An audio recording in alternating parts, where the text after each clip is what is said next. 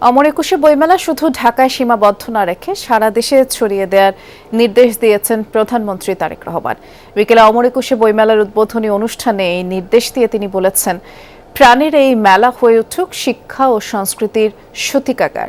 এ সময় বাংলা ভাষাকে জাতিসংঘের অফিসিয়াল ভাষা হিসেবে স্বীকৃতি আদায়ের জন্য কাজ শুরুর প্রয়োজনীয়তাও তুলে ধরেন প্রধানমন্ত্রী তারেক রহমান।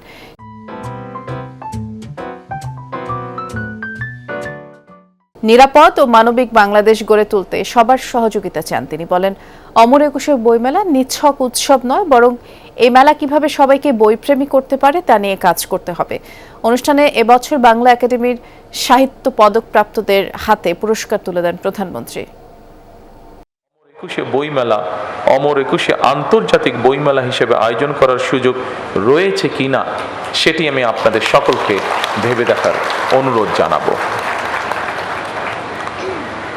অমর একুশে আন্তর্জাতিক বইমেলা অনুষ্ঠিত হলে বিশ্ব সাহিত্যের সঙ্গে পরিচিত হওয়ার পাশাপাশি বহু ভাষা এবং সংস্কৃতি শেখা, জানা এবং বোঝার দিকে আমাদের নাগরিকদের আগ্রহী করে তুলতে ইতিবাচক ভূমিকা রাখবে বলে একজন রাজনৈতিক কর্মী হিসাবে আমি এটি বিশ্বাস করি।